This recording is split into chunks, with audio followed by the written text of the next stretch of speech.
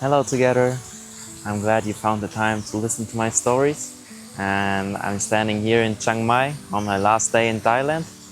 And as you can see, there is a constant rainbow in this park. It's my favorite place in Chiang Mai. People doing sports, and it just feels like home. I'm feeling really comfortable here. And make yourself comfortable, make yourself a cup of tea, and let's get started with the story of today. It's one of my favorite stories, but I'm saying it every day. But that's the way I feel. Like when I'm writing a story into my diary, I really like it, and I also hope you enjoy it, because as soon as I share it with you, it's not just my story anymore, it's the story of the world. It's our all story, and everybody can make their own interpretation out of it. And yeah, I already set up my little space where I will read the story. And I don't know if you remember the story about the three guys with sparkle in their eyes. And today I'm telling the story who is inspired from Lorenzo and Mike. I don't know if you remember the guy from the Coffee, but yeah, it's the story about Ubuntu. And Ubuntu means we're all connected. All humans are connected in a way, and I am because we are. But I don't want to spoil too much. I hope you enjoy the story. I'll set up the camera and then we can start. Have fun, enjoy. So the story I'm sharing with you today, as I already said, is called Ubuntu. And it goes like this. It was a warm afternoon in a small village in South Africa. The sun hung low in the sky, casting golden hues over the dusty roads, and cheerful laughter of children playing barefoot. Their energy was infectious, their joy untamed, and their spirit unbreakable despite the simplicity of their surroundings. A traveler arrived, a man from far away, carrying a backpack filled with trinkets and snacks. He had spent months exploring the vibrant landscapes of Africa, but what captivated him the most were the people, their warmth, their stories, their sense of togetherness. As he wandered through the village, he came across a group of about 20 children. They were curious about him. Their eyes lightened up as he reached into his bag and pulled out a single bar of chocolate. It was nothing fancy, just a small treat he had picked up in the city. The children gathered around him, their excitement palpable, but the traveler paused, realizing a dilemma. There was only one bar, and dividing it fairly among so many would be nearly impossible. He thought for a moment, and then he had an idea.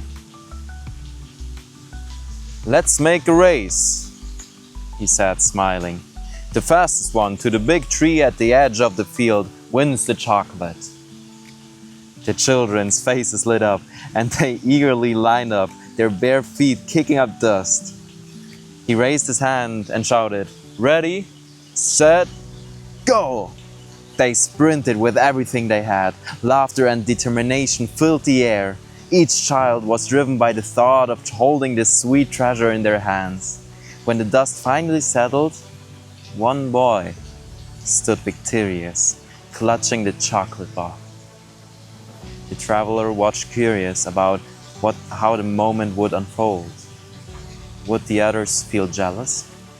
Would there be complaints? But what happened next took him by surprise. The group of children surrounded the winner, not with envy, but with cheers and applause. They celebrated his victory as if it were their own, their joy unbroken. The boy, standing tall with pride, looking at his friends, and paused. Slowly, he unwrapped the chocolate and began to break it into pieces. One by one, he shared the chocolate with everyone, ensuring that each child received a taste. His friends beamed with happiness, not just because of the chocolate, but because of what it represented, a moment of togetherness, of shared joy. When I'm telling the story, I'm getting goosebumps all over my body. The traveler felt a lump in his throat. He knelt down and asked the boy, "Why? Why did you share it? You won. It was yours." The boy looked at him with a wide, innocent smile and replied, "How can I be happy when my friends are not? I am, because we are Ubuntu."